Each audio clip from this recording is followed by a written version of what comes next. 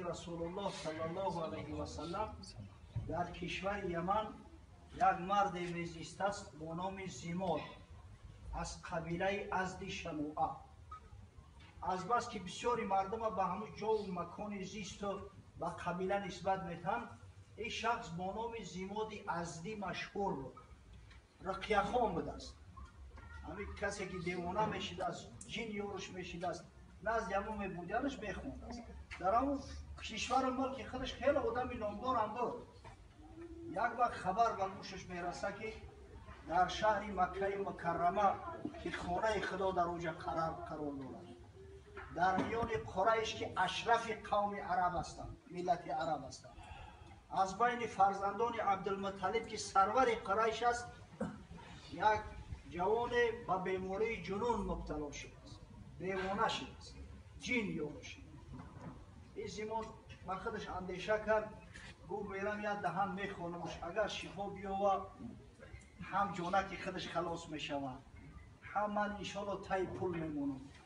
قریشی‌ها تاجر بودن، هم در زمانهای پیش هم الحمدلله حاضرم همین پول نلیچکه هم در دست تاجرها آید.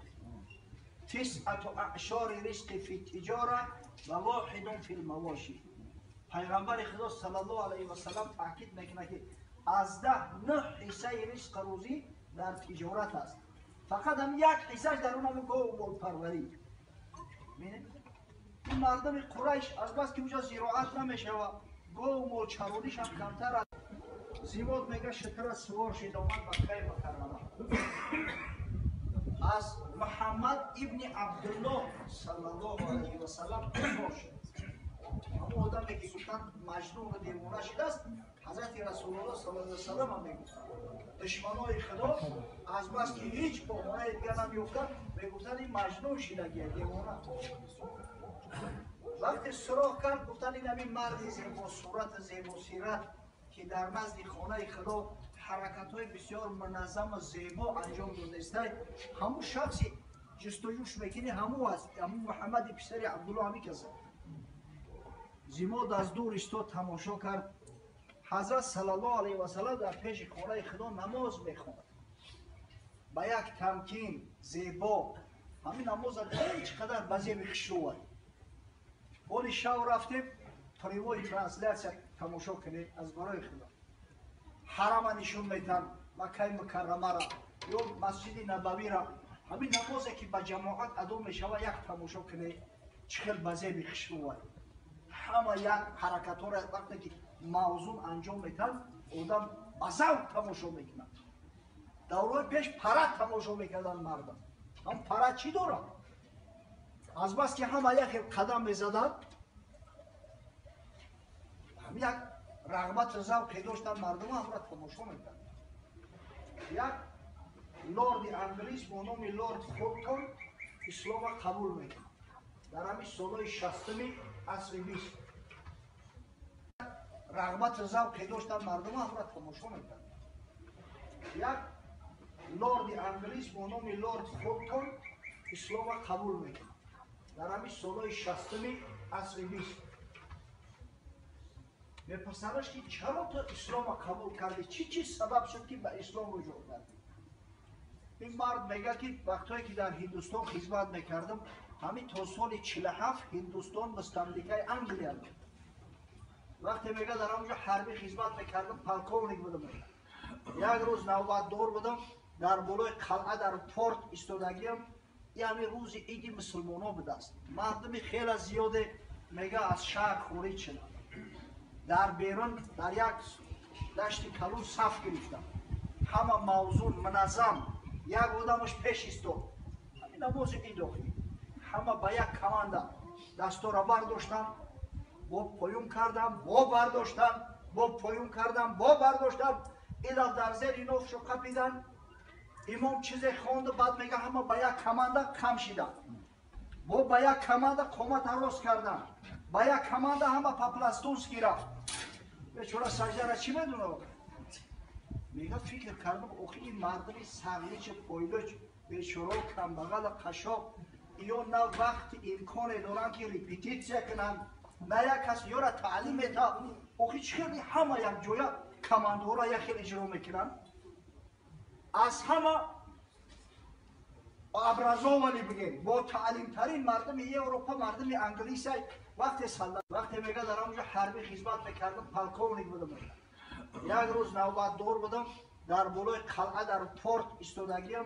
یعنی روز عید مسلمانان بود است. مردم خیلی زیاده میگه از شهر خورید شدن. در بیرون در یک دشت کلون صف گرفتن. همه موزون منظم یک آدمش پیش ایستاد. همین نماز عید آخید. همه با یک کمانده دستا را برداشتن با پایون کردم با برداشتن با پایون کردم با برداشتن. اینا در زیر نوفشو قپیدن.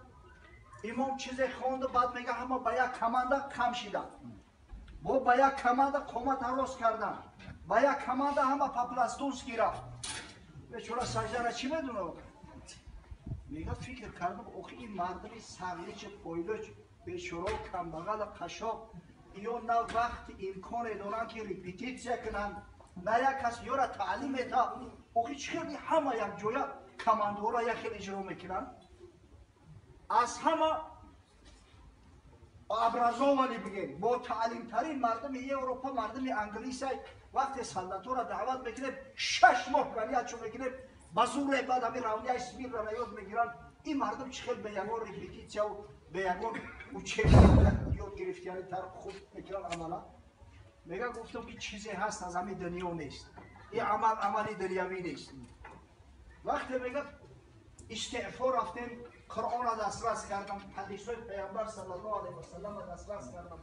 وقتی که آشنا شدم خداوند هدایتم کردم همین دینی. استعفا رفتیم قرآن را دسترس کردم. حدیث های پیامبر صلی الله علیه و سلم را دسترس کردم. وقتی که آشنا شدم خداوند هدایتم کردم همین دینی مبین اسلام را قبول کردم. اینا مبینه فقط تماشای نماز سبحان الله. این زیمادم تماشا داره که حضرت صلی الله علیه و سلم چی نوع نماز میخونن. حرکت های منظم و زیبا شدید علاقه در دلش یک اسکرا پرید است. این چه حرکت های عجیب باشد. این چه کار کردسته باشد. وقتی حضرت میگه سلام داد اومد در پهلو شیشت گفت یا محمد صلی الله علیه و سلم من زیماد هستم. زیماد ازدی شاید نام شنیده باشی. من رقیه خانم ای همین کسبه نان میخورم. با اون خاطر اومدم که شنیدم که خودت مجنون شده بود. یا یاد هم خانمت رخصت میده. انشالله اگر شفا یافتی هم جانک خودت میدم هم قوم ایت خلاص میشوند. هم من صاحب تنگ پول بشم برای فرزندکم باید دستاویز میبرم. در همین پیشنهاد من چی میگو؟ حضرت یک شیرین تبسم کرد. یک نوشخند کرده. گفت یا زیبا گوش انداز که من چی میگم. ان الحمد لله نحمده و نستعینه و نستغفره و نؤمن به و نتوکل علیه و نعوذ بالله من شرور انفسنا و من سیئات اعمالنا. من یهده الله فلا مضل له و من یضلل فلا هادی له و نشهد ان لا اله الا مرتبه در نمازهای جمعه از خطیبا همین را میشنویم. اما اهمیت نمیتیم این چی گفتنی گفت این چی معنی داره. از این گوش میدره و این گوش دیگر میبره میره. زیماد آدم زیرک بود. این طبیب مردم اگر زیرک نشوه یک گشته نمیشوه. بسیار زیرکی به عقل میشوند طبیب. پسیخولوگ هم یک کمتر ایستاده گفت ترا به خدا قسم یک بار دیگه تکرار کن. حضرت باز از اما این الحمدلله تا اما بعد یک دفعه دیگه تکرارش کرد. زیماد گفت قسم به خدای کردم این سخن انسان نیست، سخن جین نیست، سخن شاعر نیست، سخن کاهن نیست. گفت یا محمد والله گفت سخنت از قاموس بعد تجاوز کرده گذشت. چه بگم که من هم مثل تو مجنون بشم، مجنون الله بشم. حضرت گفت یا زیماد بگو اشهد ان لا اله الا الله و اشهد ان محمدا عبده و رسوله. این خدا که به تد نمیگم بچه کی. ابو جهل لعین خیش تباری پیغمبر صلی الله علیه و سلم است. در مکه مکرمه معجزه‌های حضرت دید است که ایمان آورد به ایمان بود. ابو لهب ملعون اما کی پیامبر صلی الله علیه و سلم است. اما خدای تعالی که هدایتش نکرد هم تا به ایمان رفت. زماده که در حیاتش باری اول رسول الله صلی الله علیه و سلم دید است اگه برای تبابت اومده است خودش تبابت یافت و در زمره صحابگان پیامبر صلی الله علیه و سلم زن عروس اسلام قبول کرده است. الله اکبر.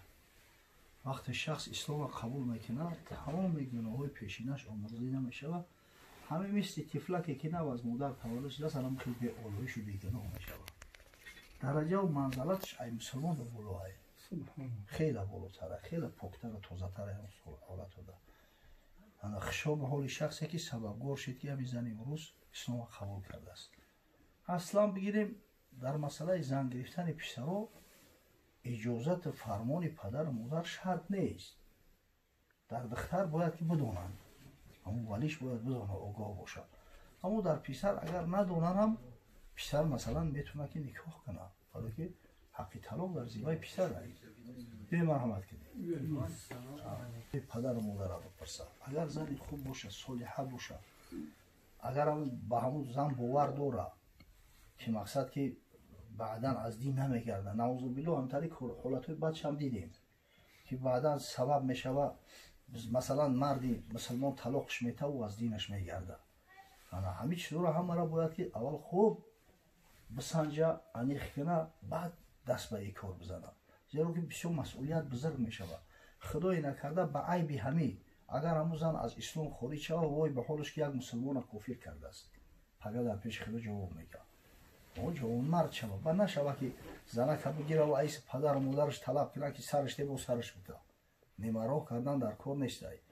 ما باید سعی کنیم که یک آدم از رفتار و کردار ما با مقصد از مسلمان بودن ما با وجد بیایه و مایل کنه که همین دین اسلام را قبول کنم.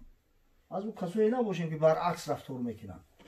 ولی هستن بچه‌های تاجیک میرود دختر عروس هم میگیره، دو روز پس میپرتایش با دومیت دوگانش هم میگیره. همون آدمی که مایل رغبت به اسلام داره اگر همین کار رفتار را ببینه دلش خنک میشوه. در اینجا گناهگارش سخت میشه. اگر به شرطی که با کمک کردن نمیتونی در دین اسلام سعی کنی که زیادت نرسه. چون وا نمیکنی گره خود گره مباش. یکون گره هم کردن نمیتونی اقلا خودت گره نشه. حضرت مولوی میگه بود گبری در زمان بایزید گفت تو رو یک مسلمانی سعید که چی باشد گر تو ایمان آوری تا بیابی صد نجات سروری. یک گبر میگه در عهد بایزید بستومی زندگی میکرده است. یک روز یک همسایش میگه که آخه خانه آباد بیمار داری اسلام قبول کنی که خدای تعالی سعادت سربلندی دنیا و آخرت نصیب بگردونه. گفت آن ایمان اگر هست مرید آن که دارد شیخ عالم بایزید من ندارم طاقت آن تاب آن کنفوزون آمد ز کوشش های جان. گفت اگر ایمان اسلام گفته تو ایمان اسلام همین بایزیدی بستومی را در نظر داشته باشی زوری من نمیرسه. این مردک سال 12 ما روزه داره اول شب تا سحر در قیام باز ایمان خود گریمان شماست نه بدان میل استم و نه مشتهاست. نه که اگر ایمان اسلام گفته همین ایمان اسلامی خطا در نظر داشته باشی یکون ذره میل رغبت ندارم، دروغ میگوی، تهمت میکنی، غیبت میکنی، حق مردم میخوری، از برای ثواب آخه طاعت عبادت میلنگی، از حرام پرهیز نمیکنی، آخه کجای تو مسلمانی هست؟ همین آدمی که هزار میل رغبت داشته باشه به همین دین اسلام رفتار و کردار بعضی‌ها را میبینه دلش خنک میشه، دلش میمونه. برای انشالله دختر مسلمان شده است خشا به حالش مرتبه و منزلتش خیلی بلنده، رنگ ملائکه ایالی گناه نداره. اگر میگیری خشا به حالت نکی سعی که نوجوان مردی نکنی، حق رعایت کنی. اصلا همیچ خیلی که مرد در ذمه زن حق داره، زن در ذمه مرد حق داره. یک حاجی هر روز زن میزنه ایراسیه زنی روسی گرفتگی هم خیلی او روسو میخونن کم کم، رنگی ما تنبل نیستن اخی همه خونده است درباره حق و حقوقی که زنک در ذمه مردک داره خونده است. ایران کشتارش قبیل است. اینای طریق پوب دست اینا مقصد که تامیورا رعایت نمیکنی.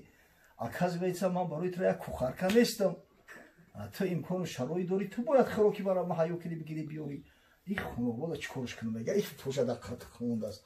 گفتم این منتالیته شو دیگه های وقتی که میگرفتی همین را باید به نظر میگرفتی بعدا خیلی بخبر شده است این زنه که توجی که بیسواد نیست میخونه ای حق خوشی کچه طلب میکنه مردک شوخی شریعت رخصتش داده است توخی شرایط امکان داره که تعمیرش کرد یه جای دیگه گریز نیست زنه که گرفتی مهرش در کلت فرض میشوه نفقش در کلت فرض میشوه باید جوان مرد بشه مقصد که دیگه همینش کردی وظیفه مرد همی های